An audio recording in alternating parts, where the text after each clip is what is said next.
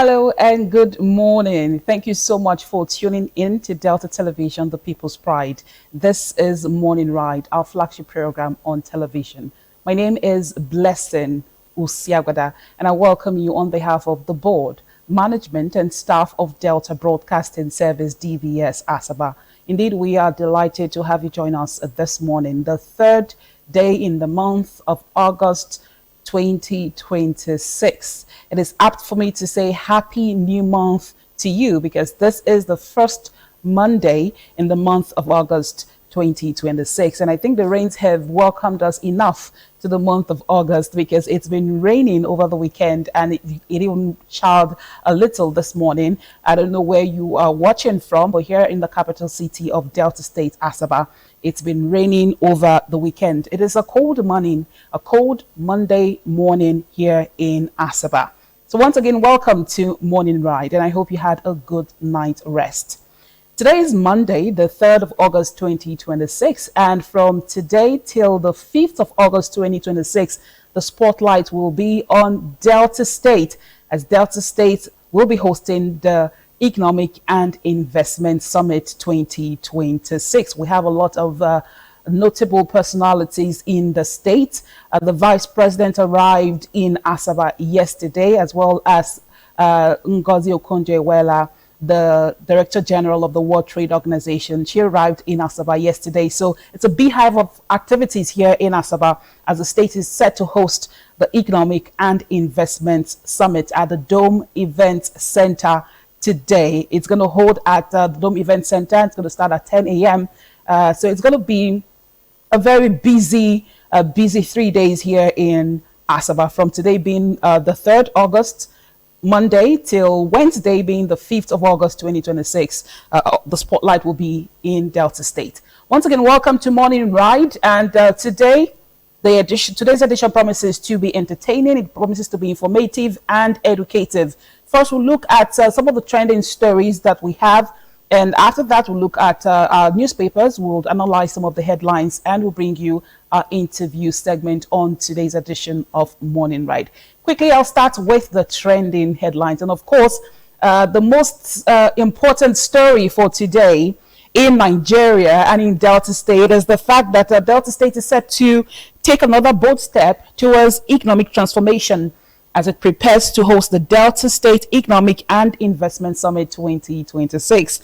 It's a high-level gathering aimed at positioning the state as a leading destination for investment and sustainable development. Scheduled to hold from today, August 3rd to 5th, 2026 at the Dome Event Center, Asaba. The summit will bring together top government officials, investors, business leaders, development partners, policymakers, and industry experts from Nigeria and around the world, with the theme harnessing our strengths, unlocking our potential.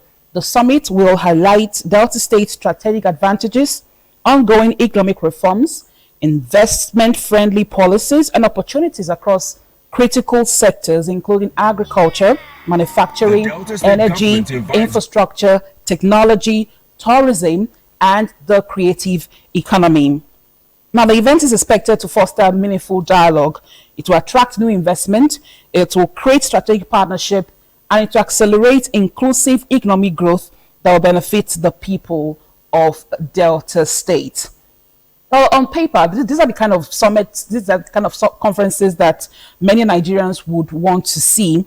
Every state, talks about attracting investors. And here in Delta State, the governor, Right Honorable Sheriff Obodewori, has said Delta State is open. Delta State is ready for investors to come and invest in the state, and that they're doing their best. The state government is doing their best to make sure that the state is peaceful. The state has the infrastructure. The state has the good roads. The state has everything it needs to attract these opportunities, to make investors come into the state and invest in the state. So these are the kind of things that Nigerians want to see. These are the kind of things that Deltans want to see. But investors are, interested in issues like security. They're invested in stable government policies. Investors are interested in reliable electricity, good roads, access to land, and ease of doing business. And like I rightly said, the state governments over time, they've said they are ready, they have all it takes. The state is blessed, the state is peaceful, the state has good roads, and it's going to be easy for investors to come and do business. But this summit is an opportunity for Delta State to showcase its strength beyond oil. Delta State is an oil producing community, like we all know, but beyond oil, we're looking at other areas, other critical sectors like agriculture, sectors like manufacturing, sector like tourism, sectors like the technology. So that is what this summit will provide. It provides an opportunity to look at our strengths beyond oil and harness our potential in agriculture, in tourism, in manufacturing, technology, and other sectors. Now, if this succeeds in attracting investors, investors come into the state, investors are already here. If more investors come into the state and they invest in the state, it will benefit Deltans, it will benefit the country because it will create jobs, it will increase our internally generated revenue and economic diversification. So this is a good one. This is really a good one. And I say kudos to the state government for taking the initiative to organize this summit. And the real measure of success will be how many businesses will eventually be established in Delta State and how many jobs will be created for young people and for Deltans. That will be the real success. And we hope that at the end of the summit, that is what we will get here in Delta State. As the government is doing their best to create an enabling environment for investors to come and invest, we do hope that this Economic and Investment Summit will open doors for more investors to come into the state, to invest, to do businesses, to create jobs for our people, and of course, to increase our internally generated revenue. All right, we'll bring you more updates as the Economic and Investment Summit kicks off today here in Asaba. We'll move over now to INEC, still here in Delta State. The Independent National Electoral Commission, INEC, has initiated the restoration of 3 previously suppressed State House of Assembly constituencies in Delta State, marking a significant step towards expanding political representation and strengthening democracy. The constituencies affected are Isoko North 2, Abraka Ichep East, and Ughelli South 2. Now, speaking at a stakeholders engagement in Asaba, Delta State Resident Electoral Commissioner Sir Etekamba Udo Umoren said the exercise is in compliance with court judgment and constitutional provisions aimed at guaranteeing equitable representation for all communities.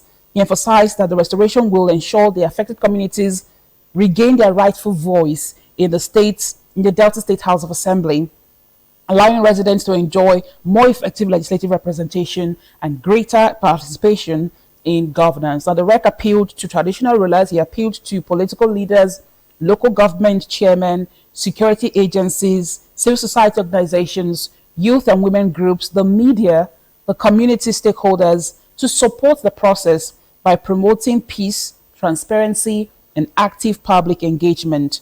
And INEC reaffirmed its commitment to conducting the restoration exercise professionally, impartially, and transparently, expressing confidence that the collaboration of all stakeholders will deliver a credible outcome and further deepen democratic governance in Delta State.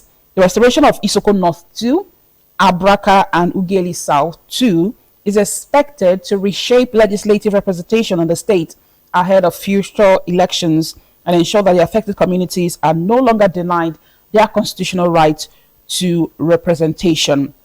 I think this is apt. If these communities have been clamoring for their own constituencies, this is a step in the right direction. INEC has assured them that their voices will be heard. They would have equal representation in the Delta State House of Assembly. And the INEC resident Electoral Commissioner Sir Tekamba Udo Umoren has appealed to stakeholders. He appealed to traditional rulers, to local government chairmen to allow this process to be peaceful. And they've assured us that the process will be transparent. They will conduct it democratically, professionally, impartially, and transparently. So we look forward to how this will play out, how INEC would eventually resolve these issues. Now, this is fundamentally a democracy story. Everyone deserves equal rights.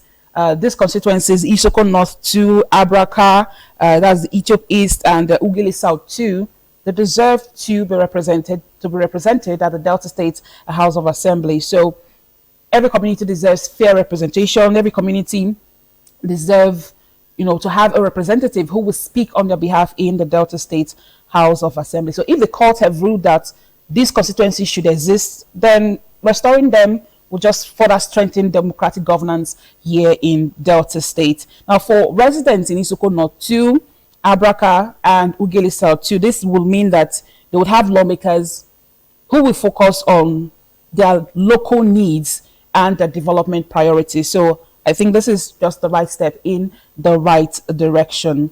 We'll move away from that story. As like I said, we would just keep watching and eventually see how this will play out. But INEC has given the assurance, so I'm certain that these constituencies will be restored and the people will have their voice.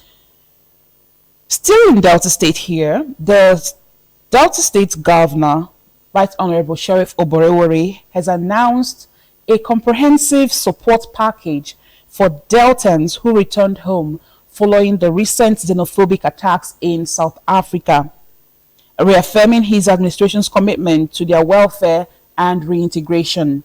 Speaking at the reception for the returnees at Government House, Asaba, on Friday over the weekend, the governor, represented by his chief of staff, Honorable Prince Johnson Erijo, described the attacks as heartbreaking, stressing that no one deserves to be assaulted, no one deserves to be displaced or forced to live in fear because of their nationality.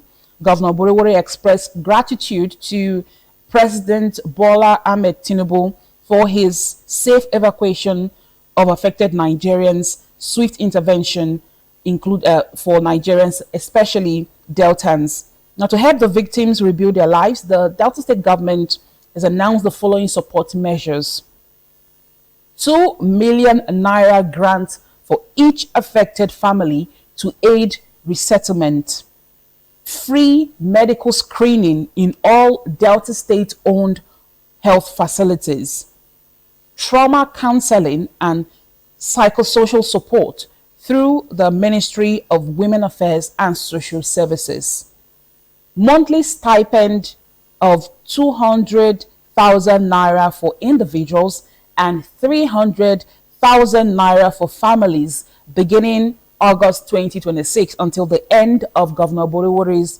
first tenure. The governor urged families and communities to receive the returnees with compassion, love, and solidarity, describing such gestures as the true Delta spirit. Earlier, the Commissioner for the Bureau for Special Duties, Etachere Ejiro Terry, said the state government moved swiftly to identify, profile, and receive every affected Deltan with dignity after their evacuation from South Africa. And he encouraged the returnees to take advantage of government empowerment opportunities to restart their lives. Speaking on behalf of the returnees, Jacob Agbada expressed appreciation to President Tinubu and Governor Sheriff Oborevwori for their timely interventions and general support, promising that the grants and welfare packages will be put to productive use. And this is good news. This is really good news. I was pleased and happy when I read this news because the returnees, Nigerians, Deltans that were returned from South Africa, they went through a traumatic experience in South Africa. If you did watch videos of the xenophobic attacks that Nigerians suffered, not just Nigerians, but other Africans who are not South Africans, but they reside in South Africa. If you watch videos and saw how they were assaulted, how they were humiliated, it was a traumatic experience. Now, Delta State government going to welcome these people home with dignity. I think that is humanity at its peak. It is really a good thing that the Delta State government thought it wise to welcome indigents, to welcome their own home after going through such a traumatic experience that was beyond their control. So this is really a good one. The support packages, I love it. 2 million naira grants for each family to aid their resettlement, free medical screening. They can go to any health facilities in Delta State and access free medical screening in Delta State, and trauma counseling, because like I said, they went through a traumatic experience. Some were assaulted, some were humiliated, some abandoned their properties, abandoned their homes in South Africa, and they're back now. So it's not going to be easy for them to begin to rebuild their lives again, but they have to do that. And in order to do that, they have to seek help. They have to seek counseling. So trauma counseling and psychosocial support will be given to the returnees, Delta returnees, through the Ministry of Women Affairs and Social Services. Also, they would have a monthly stipend for individuals, 200,000 naira, and for families, 300,000 naira until the end. It will start from this month, August 2026, until the end of Governor Sheriff Obodowode's first tenure. So this is really good one, and I hope that other state governments will emulate this good gesture done by the state government, because they need our help. And just like the commissioner for the Bureau for Special Duties and yes, the commissioner for the Bureau of Special Duties, Etache Rure Ejiro, he has appealed to communities, he appealed to Deltans, appealed to even the government, to all of us, to put our hands together to help these people now that they're back home, offer them help them settle back here in Delta State. That's the only role you and I can play. If you can afford it, if you have the money, you can assist them financially.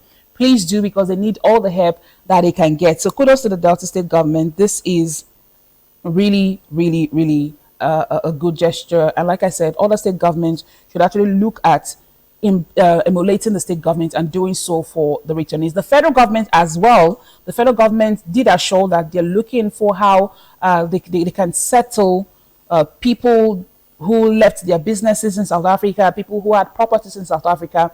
They are still in contact with the South African government, and they're looking forward to how they can help settle these people who abandoned their businesses and abandoned their homes in South Africa. And I do hope that they will get positive response, and the federal government will do all it can to help them back, now that they're back in Nigeria, help them settle back home here in Nigeria. All right, away from that story, let's now bring you updates on the 2027 elections, where the Independent National Electoral Commission, INEC, has published the personal particulars and credentials of candidates contesting the 2027 presidential and National Assembly elections for public inspection nationwide. Now, among the documents displayed, President Bola Tinubu, the presidential candidate of the All Progressive Congress APC, submitted only his university degree certificate as part of the credentials filed with the Electoral Commission. The Commission also published the particulars of other presidential candidates, including Peter Obi of the Nigeria Democratic Congress, NDC, Atiku Abubakar of the African Democratic Congress, ADC, and their respective running mates, alongside candidates contesting Senate and House of Representatives seats. Now, the publication carried out at INEC offices across the country in line with the 2027 election timetable enables members of the public to inspect candidates' personal information, academic qualifications, and other submitted documents. This exercise is a statutory requirement designed to promote transparency and allow eligible persons to raise objections when necessary under the Electoral Act. Well, this is more about procedure than it is about politics. Like the story rightly said, it is a statutory requirement that is designed to promote transparency and to allow eligible persons to raise objections when necessary under the Electoral Act. So it is about procedure, and this is not just about politics. So INEC's publication allows Nigerians, it allows you and I to inspect candidates' credentials as required by law. Now, the fact that President Tinubu submitted only a university degree certificate does not automatically imply any wrongdoing. if it satisfied the constitutional and legal requirements, right? And at the same time, because of past controversies surrounding academic qualifications in Nigerian politics, the publication will naturally generate public debate and scrutiny. So you and I, it's left for you and I, it's left for opposition parties, it's left for political actors to go through these credentials now before the 2027 elections. It's very important that you go through it now. And if there are any objections at all, you can raise them and INEC will look into them. Now, the important point is that the inspection period exists so that anyone with legitimate objection can follow the legal process rather than relying on speculation on social media arguments. So now is the perfect time to look at these credentials. If there are any objections, then we can follow it through. Not after the elections. After the elections have been done, concluded, the winner has been announced, then you begin to drag them to court. We begin to see aggrieved persons going to court and alleging one thing or the other against the winner. So now is the perfect time to go through this document. Like I said, it's a procedure, it's a statutory obligation. INEC has done what it should do. So now the particulars are made public. The report says President Bola Tinubu submitted his university degree. Peter Obi of the NDC submitted other documents. Atiku Abubakar of the ADC has submitted his documents and credentials as well. So let's go look at them, go through them, and if there are any issues, if opposition have any issues, I'm repeating it. I'm particular about opposition parties, right? If they have any issues, look at the documents and begin to address them now. You have from now till 2027 comes, before the election comes, to do that. Do not wait until after the elections before you begin to raise your objections or raise your concerns concerning the credentials or particulars about any person, especially the winner of the election, because issues usually come up when it concerns the winner of the election, who becomes the president, and then people begin to dig into their past. People want to know what school he attended. People will want to know if his certificates or credentials are authentic. That happened in 2023. So this time around, INEC is doing this so that we won't have issues like that in 2027. Moving on, the federal government has announced plans to deploy 1.56 million electricity meters across the country before the end of 2026, following the resolution of a legal dispute that had delayed the national metering program for several months. Minister of Power Joseph Tegbe disclosed this during a media interactive session in Lagos on Friday over the weekend, explaining that the government had successfully reached an agreement with the Association of Meter Manufacturers of Nigeria, AMON. The agreement led to the withdrawal of a court injunction that had stalled the procurement and installation of electricity meters nationwide. The minister said the breakthrough will pave the way for the accelerated rollout of meters, helping to reduce estimated billing, improve transparency in electricity consumption, and strengthen confidence in Nigeria's power sector. Now, the renewed metering drive is expected to benefit millions of electricity consumers while supporting the federal government's broader efforts to improve power distribution, enhance revenue collection, and deliver more reliable electricity services across the country. Now, this is welcome news because estimated billing remains one of Nigeria's biggest complaints about electricity. Over the years, we've seen residents, we've seen Nigerians complain about estimated billing. Some even argue that they're being shortchanged, that they pay for more services than they are given. Sometimes this electricity companies will come, issue you your bill for the month, and you begin to ask yourself, how many hours electricity did I get in the month? So estimated billing has been one of our biggest complaints, one of our biggest challenges in Nigeria. And now the federal government has said that they have plans to deploy 1.56 million electricity meters. Now, I don't know if this will still be free, because when this announcement was made, I think that was last year, the federal government did say that they were going to give out these meters free of charge. But we've also found Nigerians complaining that these meters are not given to them for free, that they are being made to pay for these meters. So this is something that the federal government should also look at. Are these meters going to be distributed to Nigerians for free? 1.56 million meters. This will help a lot.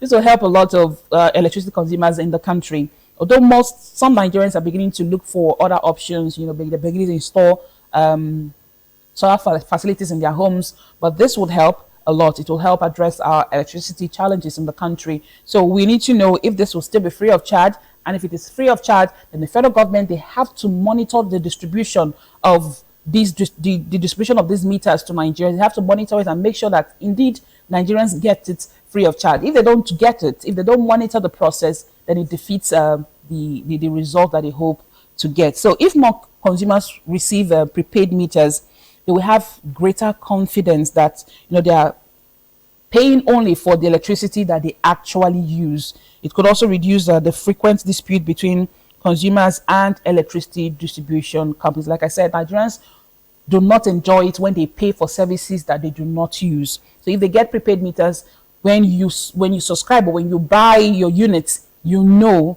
when you have exhausted your units, right? So that is what prepaid, that is the advantage, and that is the use of prepaid meters. So you know exactly how much electricity you're consuming. So Nigerians would love, and like I said, this is welcome news, this is good news. Nigerians would love if the federal government indeed embarks on this plan, and if they distribute the 1.5 million electricity meters to Nigeria. Over the years, Nigerians, we've heard such promises, and this time around, I just hope that the federal government will deliver on their promise, because meter rollout targets have been repeatedly announced over the years, but millions of households in Nigeria remain unmetered. Now, there's also the bigger issue that having a meter does not automatically solve poor electricity supply, like I said, but consumers, they want ultimately they just want two things: accurate billing and more reliable power supply in Nigeria. So having a prepaid meter, distributing the prepaid meter to Nigerians is one thing, right? They'll be able to estimate their billing. They'll be able to know exactly what they are using. But when we get the prepaid meters, it should not just be one of our accessories at home. It should not just be a furniture at home. We want stable power supply. And I'm certain the federal government, they are working on stabilizing the power sector in Nigeria, because power, to me, is very important, not just for homes, but for businesses, for industries, for companies, for offices to function optimally in Nigeria. We need electricity. All right, moving away from the power sector, a new report has raised concerns that Nigeria could permanently become dependent on foreign artificial intelligence, AI technologies, unless urgent investments are made in homegrown AI innovation. Now, the report's adoption of artificial intelligence in Nigeria, a macro and micro economic review, reveals that while AI adoption is growing rapidly across sectors such as finance, healthcare, education, agriculture, and public services, Nigeria remains largely a consumer of AI tools and platforms developed by foreign companies. Experts warn that this trend leaves critical sectors vulnerable to external control, limits the country's technological independence, and prevents Nigeria from fully benefiting from the economic opportunities created by the global AI revolution. The report recommends increased investment in indigenous AI models, local data sets, research, talent development, and high-performance computing infrastructure to position Nigeria as a leading AI producer rather than just a consumer. Now, as AI reshapes the global economy, the report stresses that building local capacity is essential for safeguarding national interest, driving innovation, creating jobs, and ensuring long-term digital and economic competitiveness. Now, this report raises an important issue that many people overlook. Artificial intelligence is becoming the engine of the global economy. much like oil was, decades ago. Now it is artificial intelligence. And Nigeria has many talented software developers and young innovators, but more of the AI tools that are being used today, they are built abroad. And that is why we are AI consumers. We are not AI producers. And that's a big threat. Now, this means that Nigeria pays for foreign technology while contributing relatively little to developing their own. Like, we don't have our own AI technology here in Nigeria. We pay for foreign AI technology. Other countries like China, other countries, they develop their own AI technology. But for us, we are dependent on foreign AI technology, and that's not good for the country. Now, if this continues, Nigeria risks becoming dependent on foreign platforms. They would lose economic opportunities, and they would have less control over sensitive data and digital infrastructure. Now, the challenge is that developing AI requires significant investment in research. Now, research is something that I don't want to say we don't really do in Nigeria, but we don't do much of research in Nigeria. Even in our universities, when final year students are expected to do their projects, how many of them truly embark on researches? Like, they do their own research. So research is also one issue we should look at. So for here in Nigeria, that challenge, it's a challenge because developing AI requires significant research. It requires computing infrastructure. It requires quality education and stable electricity. You see why we need stable electricity in the country. So when we want to develop our own AI, we need to have stable electricity. And these are areas where Nigeria still has considerable work to do. We have a lot of work to do when it comes to the power sector, education.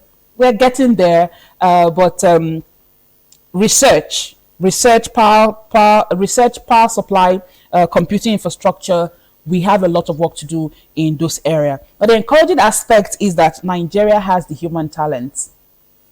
We are talented here in Nigeria. We have young people who can do great things. If they are given the opportunity, if they are given the resources, they will do great things. So we have the human talent here in Nigeria. What remains is sustained investment and policies that will support innovation here in Nigeria. So the federal government, state government should begin to look at ways that they can encourage young people to develop our own AI technology. So we will not be dependent on foreign technologies that we get to pay for from other countries. We pay to other countries and we use their AI technology when we can develop ours here in Nigeria. So that's what we should begin to look at. And like I said, the federal government would have, or federal and state governments at this point would have to look at quality education. They'll have to look at stable power supply. They'll have to look at research and computing infrastructure. These are the things that we need to develop our own AI.